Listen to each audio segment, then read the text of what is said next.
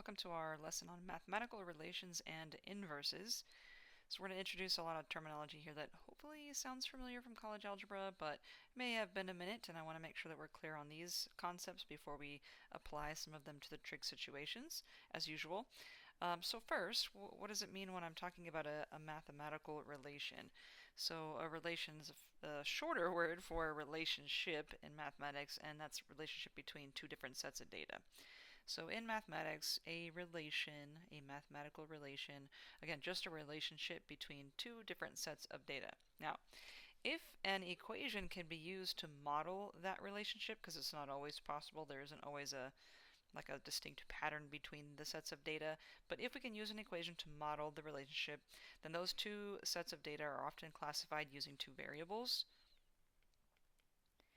And the two variables we typically choose are x and y, and we say that x is the independent variable, y is the dependent variable, or we can also refer to really any variables, but one set of them would be like inputs in the equation, and the other would be the corresponding outputs of the equation. Okay, so we can connect any two sets of data. If we can connect any two sets of data with an equation, we can put that equation with those two variables together, and that's a mathematical relation. Now, if we have a mathematical relation, it may or may not represent a function. If it represents a function, this is a word we use all the time, if our mathematical relation represents a function, then there has to be more to it than just an equation with an x and a y.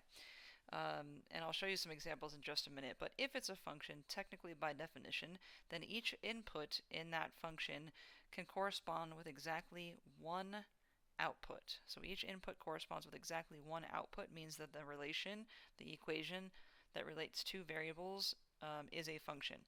And graphically, it's really easy to apply that definition using what we call the vertical line test. So if we put a vertical line at any place on the graph of a function, that vertical line should only intersect the graph one time. If it's more than one time, then it's not a function. It fails that test, and I can show you that in just a second as well.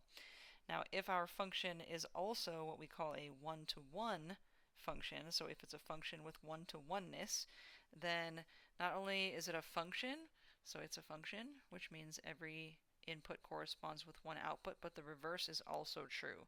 So every output corresponds with exactly one input. So one-to-one means one input to one output and one output to one input.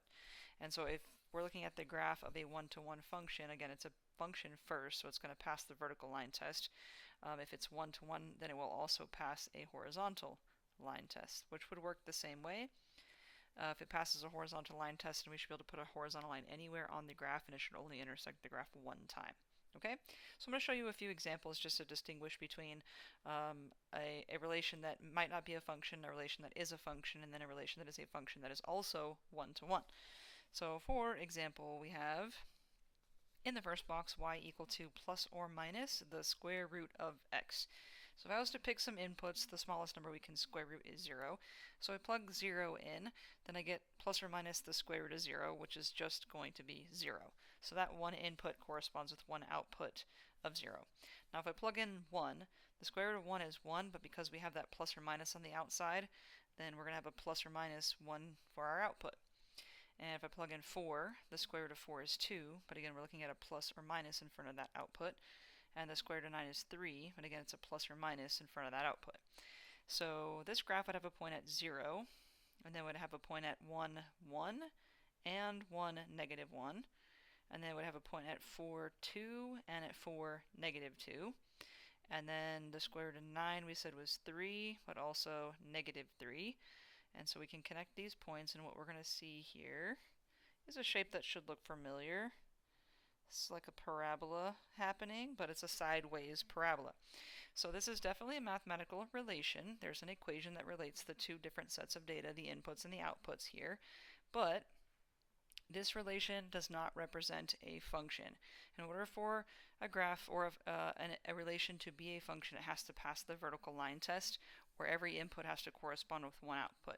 So for example, at lots of places, but let's just pick this as an example, we have one input of 4 corresponding to two outputs of positive 2 and negative 2.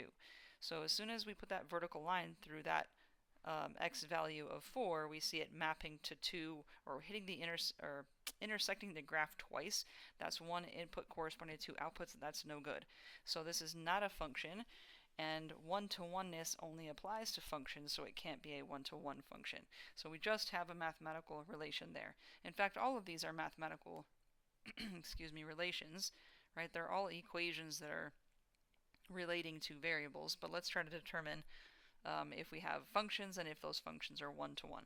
So in the next one, we're looking at the absolute value of x, where if I plugged in a negative 2, the absolute value of negative 2 is positive 2, absolute value of negative 1 is 1, absolute value of 0 is 0, 1 is 1, and 2 is 2. So if I could plot these points at negative 2, our graph is up to 2, negative 1, 1, and then we have 0, 0, 1, 1, and 2, 2. Hopefully we're seeing a graph that, or we see this take shape, hopefully we've seen this before. If we graph an absolute value, then we end up with this V shape, and that does in fact represent a function.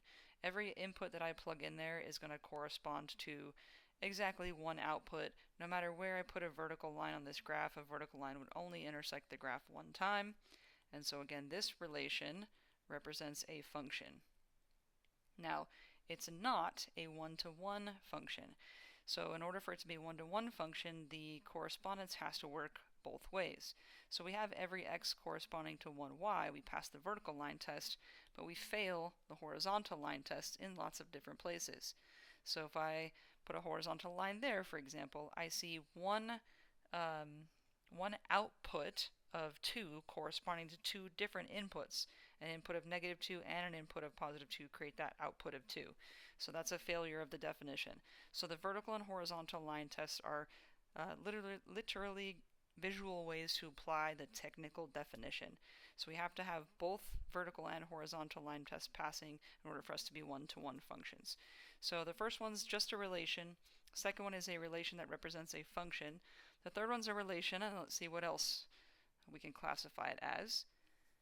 So we have x cubed, y equal to x cubed. If I plug in negative 2 cubed would be negative 2 times negative 2 times negative 2. That's going to be a negative 8. Negative 1 cubed would be a negative 1. 0 cubed is 0. 1 cubed is 1, and 2 cubed is going to make a positive 8. So if I was to graph this one at negative 2, our graph's going to be down here at negative 8. At negative 1, we're down at negative 1, and then we have a point at 0, 0, 1, 1, and 2, 8. And so we're going to see this sort of a snaky looking graph here. And we're going to continue in the same sort of fashion, which means we're going to see a graph that passes both vertical and horizontal line test. We're going to see each input corresponding to exactly one output and the reverse, every output corresponding to only one input. No matter where I put a vertical or horizontal line in this graph, we will only intersect the graph one time. So this relation is not only a function, but it has one-to-oneness. So the best classification for this would be a one-to-one function. Okay, so let's look at a few more examples. Not having to make the graph, although we could absolutely go to Desmos to confirm this, but we want to determine by looking at the equation that we're given if the relation represents a one-to-one function. So we should know what y equals x looks like. That is our parent linear function. If we were to put it into Desmos or a graphing calculator, what we would see is this. And so that is definitely a function. It's a linear function. It passes the vertical line test. It also passes the horizontal line test, which makes it a one-to-one function. So this is a one-to-one function. Okay, y equals x squared, another one that we should recognize. You shouldn't need technology for this. In your head, this is the picture that should be happening for you. We have our parent quadratic function. That's a parabola that's got a vertex at the origin. So we know that it's a function, right? It's a quadratic function. It passes the vertical line test, but it's going to fail just like the absolute value did the horizontal line test. So let's say this point here is at 2, 4. When I square 2, I get 4 over here. When I square negative 2, I get positive 4. That is one output of 4 mapping to two different inputs. So that's a fail of the horizontal line test. So this is a function, right? Every input's going to go to one output, but it is not a one-to-one function. Okay, so a function, but not one-to-one. Okay, how about number 3? Now, I don't know if you've seen this in college algebra. It's possible that, I don't know, it didn't hit the curriculum anywhere. It's not required, but some teachers show it anyway. So I know what this looks like. If you did not, again, just go to Desmos. If we put this in here, it's going to make a circle. You're going to see. Why is it? I don't want that keyboard. I don't want this keyboard. Why is it? Desmos, be nice to me. Okay, x squared. I can't get my plus sign because I have a keyboard issue. Plus, where? Come on. Why is it doing this? No. Now I don't know where I'm going. Okay, back here. Okay, well, you're just gonna have to trust me on this. This makes a circle that has a radius of 1. Put it in Desmos, you're gonna see that picture. So you're gonna end up with, my circle's gonna be, oops, really bad, so. Nope, oval. There we go. Okay, so maybe I should have used that tool to make a nice x and y axis as well. But anyway, if you were to graph this in Desmos, you're going to see a circle with a radius of 1. And so this is a mathematical relation. It's an equation that's relating these two variables, but this relation is not a function. It fails the vertical line test in many places. It is also not, that is really ugly, it is also not one-to-one, and one-to-oneness would only apply to functions anyway. So we can see lots of different places where both tests are failing. So this is just a relation. We cannot go any further, right? It's not a function, and definitely not one-to-one since that only applies to functions, okay? And then this one, hopefully, after all the work we've been doing, we understand what this one is going to look like as well. So again, you could put it into Desmos if you need to, but we kind of know what the sine wave looks like. It's periodic. It's going to be going on forever in both directions. So one cycle of it is, well, actually, as many cycles as you want. It's going to represent a function. It's going to pass the vertical line test, but even within one cycle, you can see it that's failing the horizontal line test. So here, for example, it would be just one of those spots. So this is a function, right? We know it as the parent sine function, or that sine wave, but again, not a one-to-one function. So, but not 1 to 1. We know that there are several different inputs that have the same output. We see that every time we lap around the unit circle, we see those outputs, those pattern of repeating y values, which is what makes it periodic. Okay, so mathematical relation is an equation that relates two variables, two sets of data. Usually we call them inputs and outputs. Usually we use x's and y's, but we don't have to. Now if that relation represents a function, the graph passes the vertical line test because every input corresponds with one output. And if it's a one-to-one function, it passes the graph passes the horizontal line test, which just means that every output corresponds with one input. Now, next piece of the puzzle here. We're going to talk about inverse mathematical relations. So technically every mathematical relation has an inverse, which is the math word for opposite. So every mathematical relation has an inverse or opposite relation. And there are two ways that we can show the inverse or opposite relation. So one way is to literally just switch the inputs and the outputs. That means you would see the same operations but performed on the opposite inputs and outputs. For example, I have y equals x squared here, which again we're pretty familiar with that one, we just saw it a second ago. If I just switch the inputs and outputs, so put the y where the x is and put the x where the y is, then instead of y equaling x squared, we have x equaling y squared. That is technically our inverse relation. And what happens when you switch those inputs and outputs graphically is the same thing. All the inputs and outputs are switched.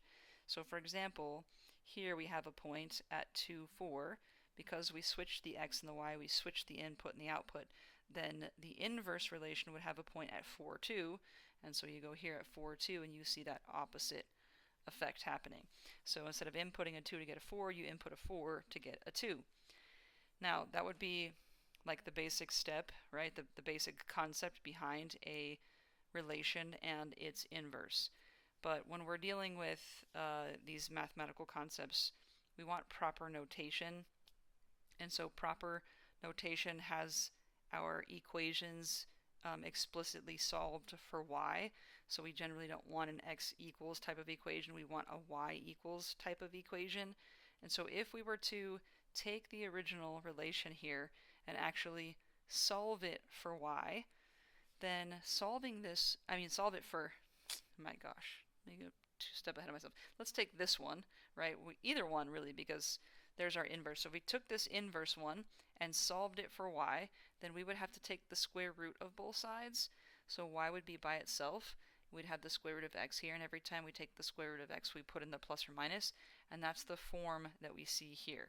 So switching the inputs and outputs is one way to get our inverse relation, but the proper form is actually going to show us the opposite operation. So instead of the square, we have the plus or minus and the square root, and it also uses the correct notation where it's solved for y, and then we introduce this little, what looks like an exponent of -1 to call that the inverse. So if our relation is y equals x squared, we could say its inverse, y inverse, is plus or minus the square root of x. And I put the graphs here for you to just see if you were to graph these in Desmos, like this is what they're going to look like. So that you have your given relation. As soon as you switch the inputs and outputs, there's your graph. If you were to put in the one that's solved for y, then you're going to see the same exact graph. So you can either just switch, well, you can see it two ways, your inverse relation. One with the opposite inputs and outputs, you just switch those. The other would have the opposite operations. And the one that has the opposite operations, the one that where we had to solve this form, is also going to have the inverse notation. So it has inverse operations and inverse notation. Okay, so both of these are technically inverse relations with the given y equals x squared. So they are both inverses of y equals x squared.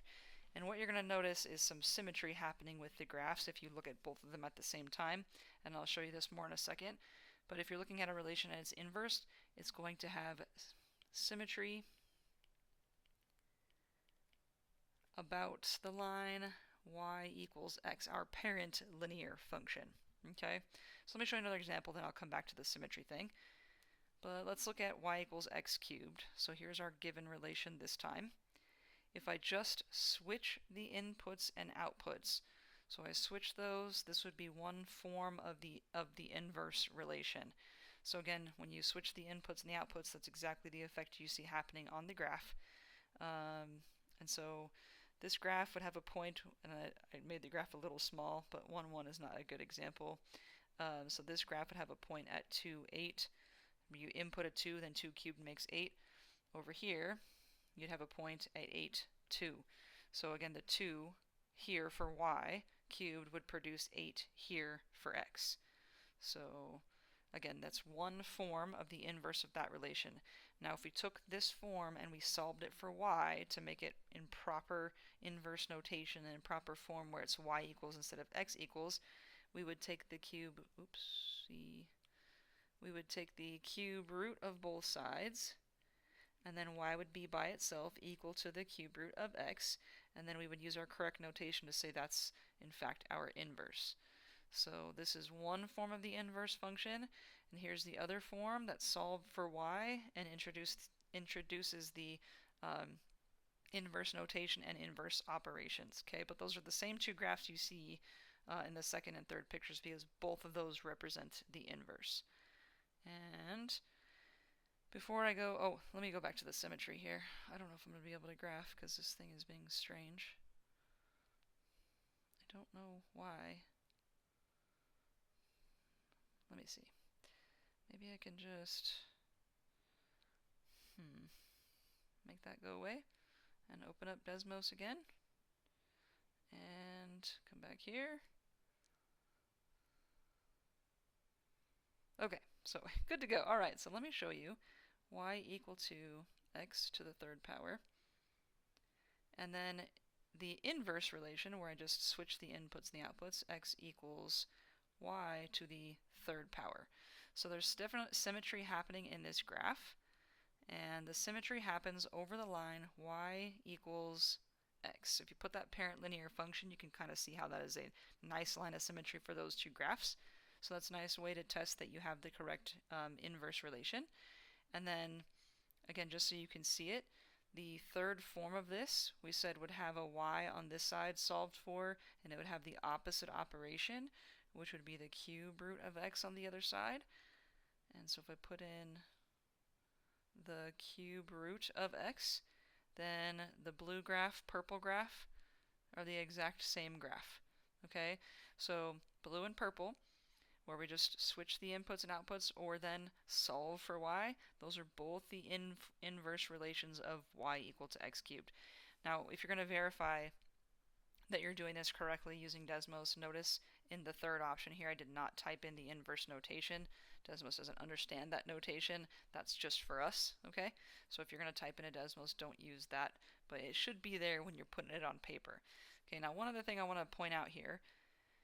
If we have a relation that represents a function, then the inverse doesn't have to be a function. So back to this box up here. Clearly this is a function. This is a quadratic function that passes the vertical line test. But when I look at the inverse relation, it is not a function. This is not a function. And that's going to be true if the function we're starting with is not 1 to 1. So we have a function in y equals x squared that is not 1 to 1. So when we flip it, which is sort of what's happening here, flip all those points, make that symmetry over the line y equals x, then it no longer passes the vertical line test. Because it failed the horizontal line test when we flip over the line y equals x, it fails the vertical. So if we start with a function that is not 1 to 1, then the inverse is not going to be a function. However, you can see what's happening in the second boxes here, set of boxes. This is a 1 to 1 function. And so if we're starting with a 1 to 1 function, because it passes a vertical and horizontal line test when we flip it, when we reflect it over that line y equals x, it still maintains both those characteristics. So if it's a 1 to 1 function that you start with, then the inverse relation is also a function.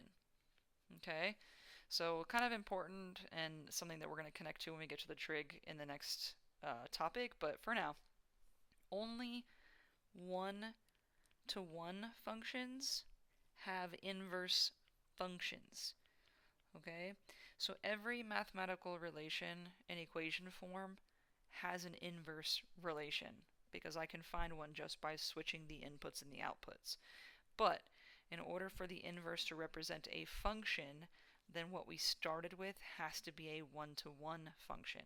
So only 1 to 1 functions have inverse functions. Okay. Now what we're going to do in the next, or the last 4 examples is just practice actually finding an inverse relation. So how do I go about figuring out, because I gave you them all here, right? How do I go about figuring out what the inverse is? Well, it's the same concept that we saw happening from this box to this box.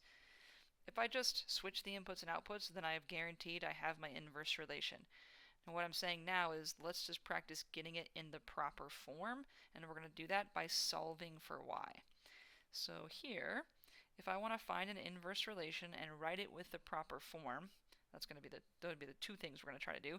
If we're going to switch the x and the y, switch the inputs and outputs, and so small, hang on. We're going to switch the input and output, and I'm saying x and y because that's generally what we're using, but it doesn't have to be. So just switch them, and then what we're going to do is we're going to solve for, maybe I should just say x and y. You know what I mean, right? Inputs and outputs. So let's switch them. Once we switch them, we technically already have an inverse relation, but to write it in proper form, then we're going to go about solving for y and then writing it with the correct inverse notation.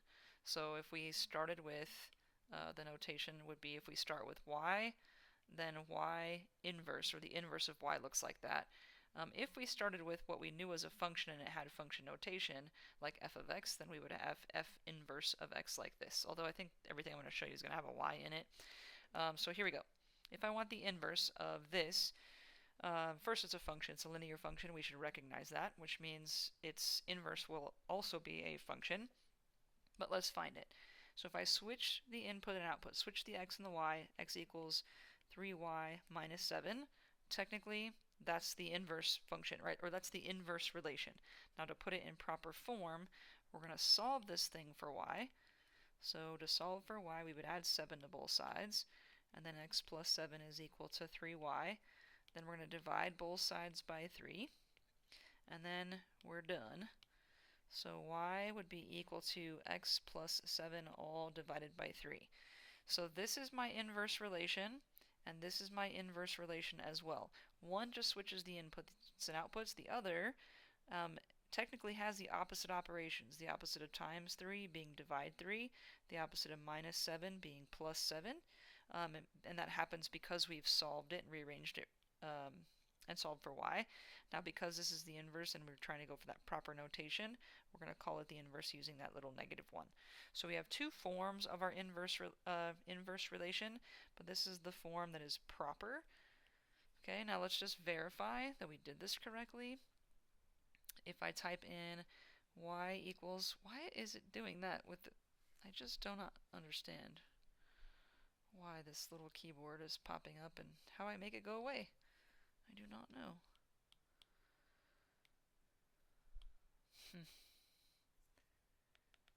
Gosh, now I can't verify my work because this darn...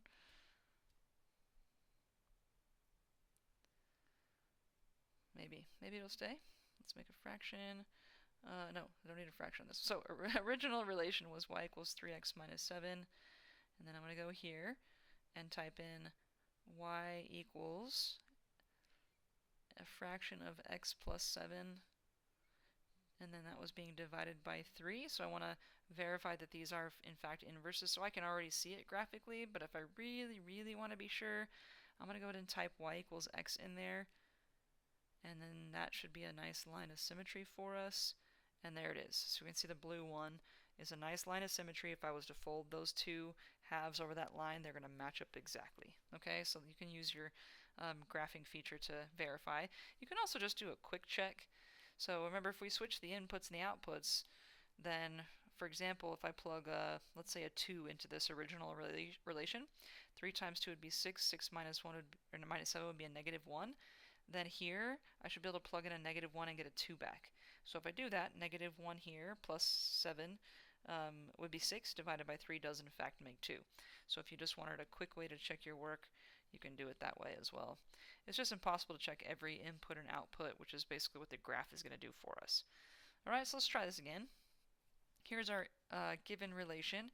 I know this is a function, but it's not one-to-one, which means the inverse relation will not be a function. So let's switch the inputs and the outputs. We're going to call this x equals y plus 2 squared minus 4. Again, there it is. That's my inverse relation. If I graph it, I'm going to see the symmetry and all that. But to write this in proper form, let's solve it for y. Then we're going to see our opposite operations.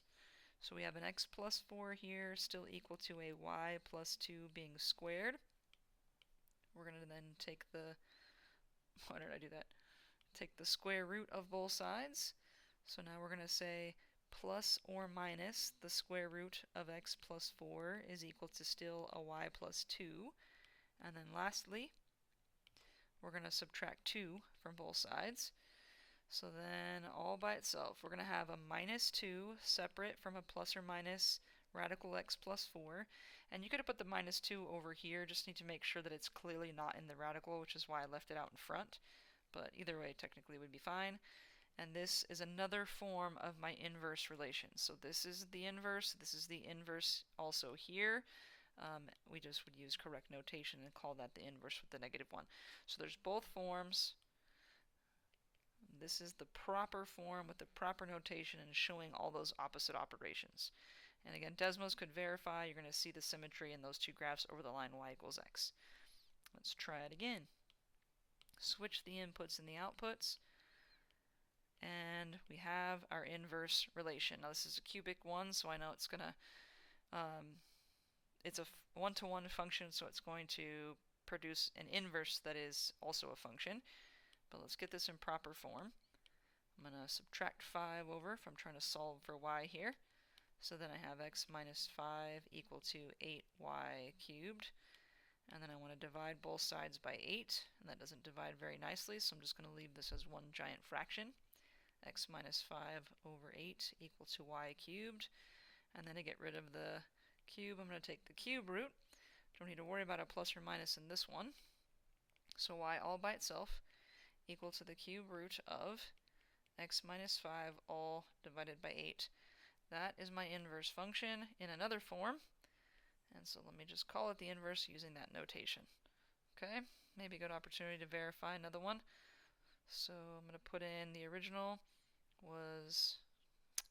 Never mind. Calculator's being goofy.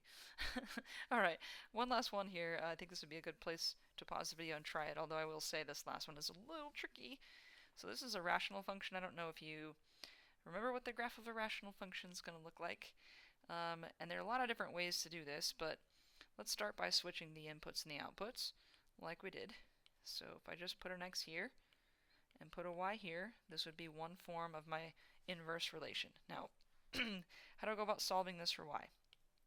Hopefully you're thinking first step, which is a logical first step. It's basically what we did every single other time. We're going to subtract that 1 over, and then we're left with this 3 over y. At this point is where there are multiple paths. You're trying to solve for y. Gosh, so many ways to do this. You can take the reciprocal of both sides, because if two numbers are equal, their reciprocals are equal, something I showed you, I think, in the last top or module somewhere. You can also just make this side a fraction if you want. Then you have a proportion in which you can cross multiply to solve. If your instinct was to multiply both sides by y, there's so many ways to do this. So it's really up to you. It's kind of like whatever your instinct is telling you to do. So I would probably lean toward making a fraction. If I have both sides equal to, or fractions on both sides of the equal sign, I can cross multiply. So on this side, 1 times 3 is going to be 3. And then on this side, just be careful, we're distributing a y. So that's going to give me x times y, which is xy, and negative 1 times y, which is a negative y. And maybe I don't want to distribute. Let me leave this for a second. Y has to be multiplied by x minus 1. Yeah, maybe I won't distribute because because there's so many options in my head. Sorry. We switch the inputs and the outputs. If I subtract the 1 over, make a fraction across multiply, the reason I don't want to distribute is because remember what I'm trying to do is solve for y, and then that got a little bit more complicated if I actually did the distribution. So at this point, if I want to solve for y, then all I have to do is divide both sides by the x minus 1. And then I'm good. So that would cancel here, and then I would have 3 divided by x minus 1 equal to y. So I have one form of my inverse here, where I just switch the inputs and the outputs, and one form here, where I rearrange the equation, solving it for y, so that I could use the proper notation. And the proper notation, again, is going to call this the inverse. So that would be it. And then again, you can confirm this graphically. You can also just pick a couple points to plug in. So maybe you pick a point, pick like an x value of 3 to plug into this original given relation. Put a 3 here. 3 over 3 is 1 plus 1 makes 2. That means in this version I should be able to plug a 2 in and get a 3 back. So if I put a 2 here, 2 minus 1 is 1, and 3 divided by 1 does in fact make 3. So a nice little way for you to check your work again. Now I want to go back to this point right here, over here, just so you can see the other option, another solid option for solving here. If you have x minus 1 equal to 3 over y and you're trying to solve for y, if two numbers are equal, their reciprocals are equal, and so 1 over x minus 1 would be equal to y over 3, and then I could see to solve for y, it's simply multiply both sides by 3, and so then I get the same, these cancel here, I get the same thing. I get 3 over x minus 1 equal to y. So if it makes more sense for you to do it that way, if it's nicer for you to make a proportion across multiply, really whatever works, you have to be able to solve for y, or solve for x, or whatever your equation is and your variable is, you got to be able to solve. Okay, so hopefully I've given you enough to work on your homework assignment, but as always, if you need any extra help, please reach out. Until next time, take care.